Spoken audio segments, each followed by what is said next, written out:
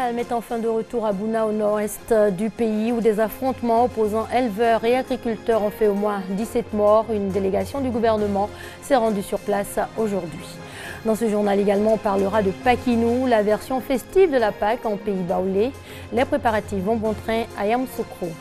La marche contre la peur prévue demain dimanche à Bruxelles, place de la Bourse, n'aura pas lieu. Selon les autorités, le risque terroriste reste élevé en Belgique après les attentats de mardi. Bonsoir à tous. Le calme est finalement de retour à Bouna, au nord-est du pays, où des affrontements opposant éleveurs et agriculteurs ont fait au moins 17 morts et plus de 30 blessés. Près de 900 hommes des forces de défense et de sécurité ont été déployés dans la ville. Les agriculteurs se plaignent de la destruction de leurs récoltes au passage des troupeaux des éleveurs nomades à la recherche de pâturage. Une délégation du gouvernement conduite par la ministre de la Solidarité, de la Cohésion sociale et de l'indemnisation des victimes s'est rendue sur place aujourd'hui. Objectif, trouver une solution définitive à cette situation. Retour à Abidjan, grosse frayeur ce matin en zone industrielle à Yopougon. Un incendie s'est déclenché aux alentours de 11 h dans une usine de fabrication de mousse utilisée pour la confection des matelas. Heureusement, pas de pertes en vies humaines ni de blessés, mais des dégâts matériels importants. Une partie de l'usine a été épargnée par le feu grâce à la promptitude des sapeurs-pompiers. On fait le point avec Franck Quadio. Une fumée opaque bien visible sur la voie menant à la zone industrielle de Yopougon. Elle provient d'une usine en proie aux flammes. À l'intérieur de cette usine de fabrication de mousse et matelas, c'est le branle-bas. Déclenché à 10h48, le feu a ravagé tout un magasin d'entrepôt de tissus de revêtement. Les sapeurs-pompiers arrivés à point, des bonnes volontés, les travailleurs de l'usine se sont mis à la tâche. 2 heures plus tard, aucun blessé ni de perte en vie humaine. Les efforts ont payé, non sans difficulté. L'une des difficultés majeures qu'on a rencontrées, c'est l'absence des hydrants. Les potées d'incendie, les bouts d'incendie n'étaient pas à notre portée. On a été obligé de faire des tours à longue distance, ce qui a retardé réellement l'installation du feu, surtout qu'il y avait des embouteillages au niveau de la zone industrielle qui ont bloqué les engins lors de leur évacuation sur les lieux. Préjudice énorme, mais difficile à chiffrer dans l'instant, et des responsables décontenancés. Quant à l'origine de l'incendie, les enquêtes étaient en cours selon des sources policières au moment où nous quittions les lieux vers 14 h. On va parler de Pakinou, la version de la fête de Pâques en pays baoulé. Comme il est de coutume, ces festivités seront accompagnées de réflexions ayant trait au développement et à la cohésion sociale. Cette année encore, la tradition sera respectée. Les préparatifs vont bon train, notamment à Kouriakro, localité située dans la région du Bélier. Amadou Ouattara. Kouriakro, localité située à quelques encablures de Lolobo dans la région du Bélier, regroupe 3 villages. Créé en 1971 dans le cadre du projet AVB, Aménagement de la vallée du Bandama, Kouriakro va célébrer pour la 2e fois de son existence Pâques de façon populaire. Les préparatifs vont bon train. Les derniers jours de marché se tiennent pour l'achat des ingrédients qui vont contribuer à la tenue d'une bonne fête. L'environnement est rendu salubre, les femmes se font belles. On doit se rendre toujours belle. Dieu m'a donné grâce à ce que cette fête-là me trouve en bonne santé. Je vais préparer, je vais inviter mes camarades. Les filles et fils partis à la recherche d'un mieux-être reviennent au village. Ils sont accueillis dans la joie. Les rencontres de familles se tiennent pour aboutir à une grande réunion de communauté afin d'arrêter des décisions et dégager les priorités. Si la fête de Pâques est vue comme un moment festif en pays baoulé, c'est aussi l'occasion de penser développement. Plusieurs projets de société sont remis au goût du jour. Même la fête qui arrive là, on sera à 3 h du matin au dehors jusqu'à l'aube. La pompe seule, ça ne suffit pas.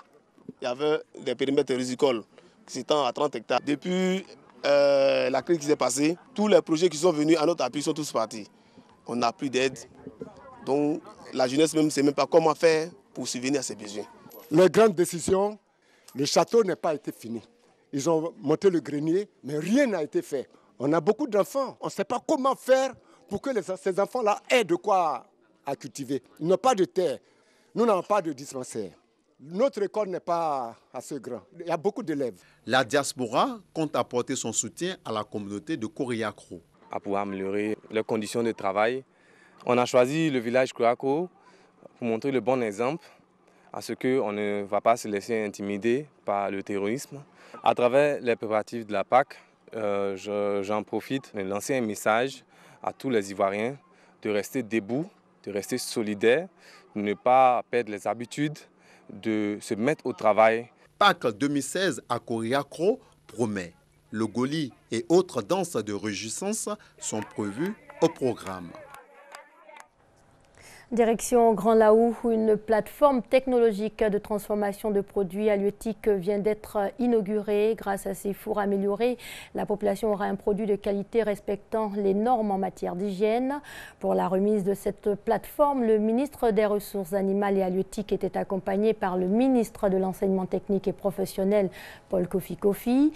À Grand Laou, où les deux hommes ont procédé à la pose de la première pierre du futur débarcadère. Thomas Guessambi. Une question de temps pour que Grand Laou soit une destination privilégiée en matière de pêche et activités connexes.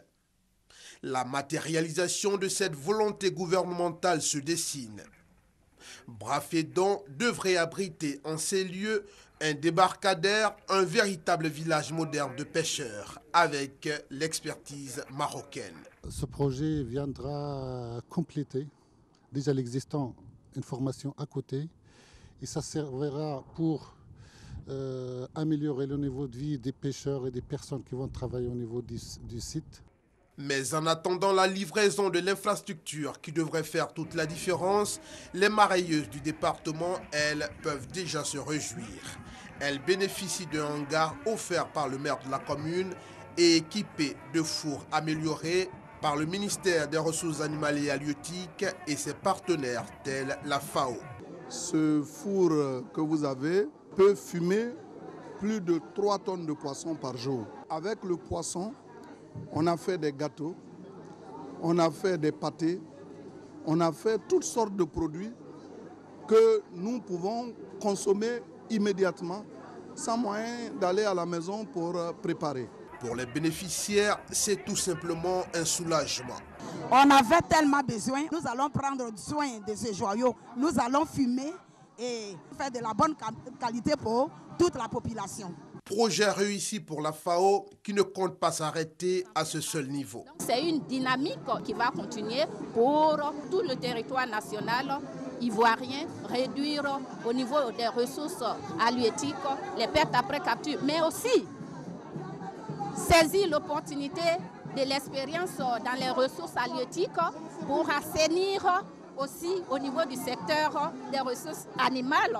Venu accompagner son collègue du gouvernement à Grand Laou, le ministre de l'Enseignement technique et de la formation professionnelle y voit un intérêt pour son département. Il est donc nécessaire, important que les pêcheurs qui vont s'installer aient la formation et que nos jeunes qui sortent de l'établissement qui est juste à côté puissent venir s'imprégner, faire des stages et aussi bénéficier du savoir-faire de ceux qui sont sur le terrain. Dans le développement des activités de pêche telles que prévues, Grand Laou peut se réjouir de voir le début de réalisation d'un rêve longtemps caressé, l'ouverture de l'embouchure.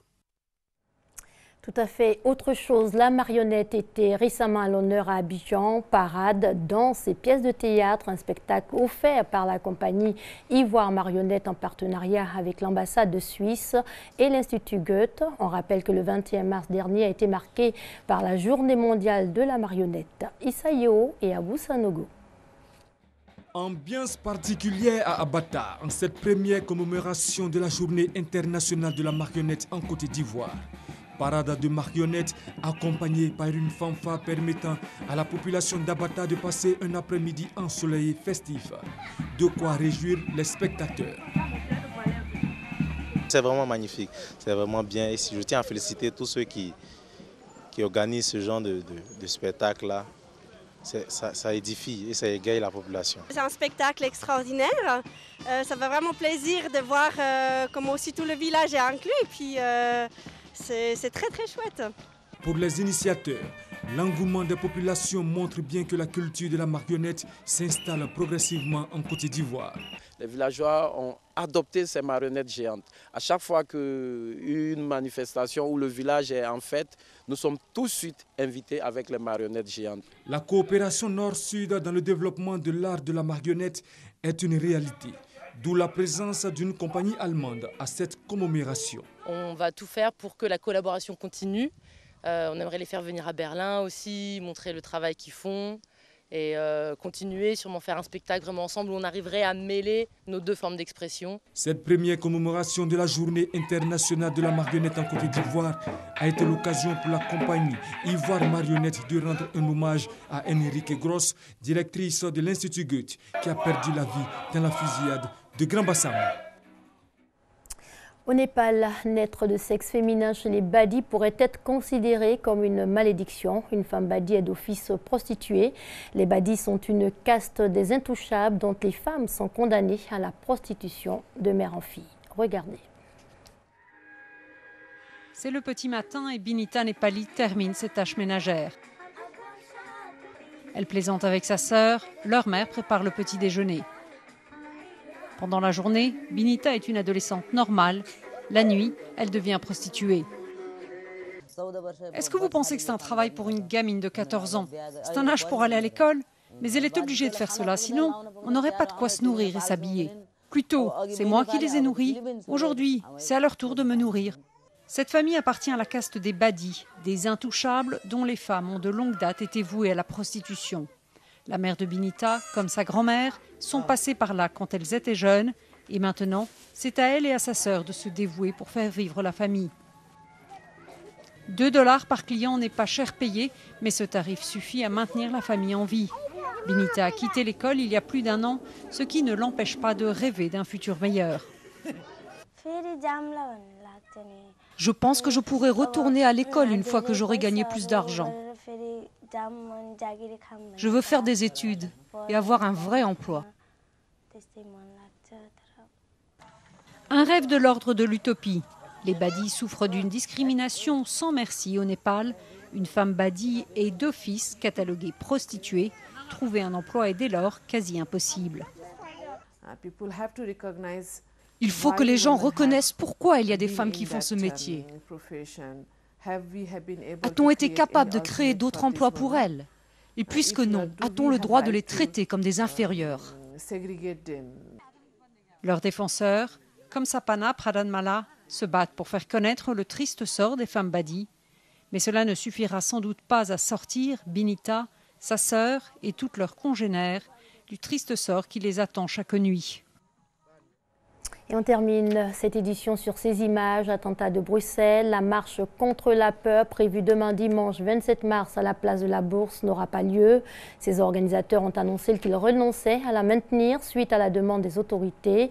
Selon ces dernières, les enquêtes sont toujours en cours et le risque terroriste reste élevé en Belgique après les attentats de mardi qui ont fait plus de 31 morts. C'est la fin de cette édition. Merci à vous de l'avoir suivi. Excellente soirée.